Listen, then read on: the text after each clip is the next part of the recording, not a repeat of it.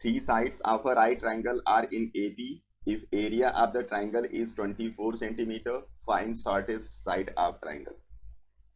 तो यहाँ पे इस प्रॉब्लम के हिसाब से क्या है, आपके पास एक राइट ट्राइंगल है। अब राइट ट्राइंगल में कौन सा एंगल 90 डिग्री होगा ये आपको खुद से आइडेंटिफाई करना होगा, तभी उसको देखेंगे हम लोग। उसके बाद कह रहा है कि इसका एरिया आपको पता है 24 सेंटीमीटर, तो आपको बताना है यहाँ पे शॉर्टेस्ट साइड क्या है। तो यहाँ पे हम लोग तीनों साइड इसका निकालेंगे, फिर आप शॉर्टेस्ट वाला आंसर लिख दोगे। ठीक, तो इसमें सबसे पहले आपको क्या करना है, एक राइट ट्राइंगल लेना है। तो एक राइट ट्राइंगल हम लोग ले लेते हैं जिसमें हम लोग एज्यूम कर लेते हैं कि एंगल बी 90 डिग्री। अब यहाँ पे इसके थ्री साइड्स एपी में है, और आपको मैंने बार बार बोला हुआ है कि अगर कहीं पे कोई तीन नंबर होगा, थ्री एंगल्स होंगे, थ्री साइड्स होंगे, कुछ भी होगा, तो उसको जब आप एपी में लिखोगे तो उसमें एक नंबर आपको ए लिखना है, एक में आप डी ऐड करके लिखोगे, और एक आप लिखोगे डी माइनस करके। और यही तीन नंबर जब आप यूज करते हो तो ये आसानी से सॉल्व हो जाता है। अब इन तीनों में सबसे बड़ा जो नंबर आपका होगा वो a प्लस डी होगा, और इसको यूज करना होगा आपको एज अ हाइपोटेनस, इसलिए ए सी की जगह आप लिखोगे a प्लस डी। बाकी इन दोनों में कोई भी छोटा बड़ा हो सकता है, इसलिए किसी को भी आप a माइनस डी लिख सकते हो और किसी को भी आप a लिख सकते हो। अब यहीं पे हम लोग दो कॉन्सेप्ट यूज करेंगे, एक एरिया ऑफ ट्राइंगल जो कि वैल्यू दिया गया है, और एक हम लोग यूज करेंगे पाइथागोरस। दोनों कंडीशन से हम लोग सॉल्व करेंगे, तीनों साइड्स आ जाएंगे। तो उसको कैसे लिखेंगे चलिए देखते हैं। अब चलिए इसी में हम लोग कॉन्सेप्ट यूज करेंगे एक बार पहले एरिया वाला। और एरिया ऑफ राइट ट्राइंगल आपको पता है होता है half into base into height.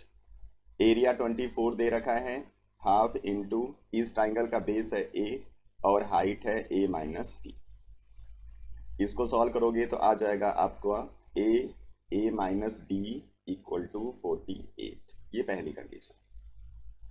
और दूसरी कंडीशन आपको यहाँ पे मिलेगा पाइथागोरस थ्योरम से, जहाँ पे लिखोगे आप हाइपोटेनस का स्क्वायर मतलब A C square equal to होगा A B square plus B C square. तो ये करेंगे हम लोग, तो लिखोगे ए प्लस बी का स्क्वायर इक्वल होगा ए माइनस बी का स्क्वायर प्लस ए स्क्वायर। ये होगा A square plus D square plus 2ab, and this one is equal to A square plus D square minus 2ad and then plus A square. तो A square D square को दोनों तरफ हम cancel कर देंगे। अगर इस माइनस 2ad को हम इधर भेज दें तब लिखोगे 4ad equal to A square, एक ए कैंसिल हो जाएगा, तो आप लिखोगे 4d इक्वल टू ए। ये दूसरी कंडीशन है।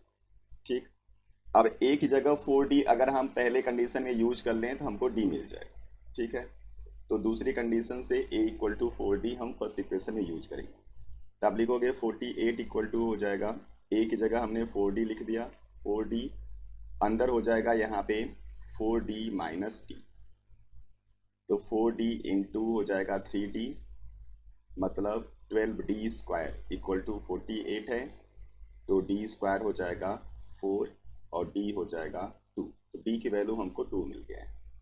अब d की वैल्यू 2 होगा तो आप यहाँ से a बता सकते हो। ठीक है, वो a आप सेकेंड इक्वेशन से बता दो या फर्स्ट से बता दो, आपकी मर्जी है। तो हम लोग सेकेंड इक्वेशन यूज कर रहे हैं, तो जो a है वो 4d के बराबर है, तो हो जाएगा 4 इंटू 2 मतलब 8। तो जो a की वैल्यू है 8 है और d की वैल्यू है वो 2।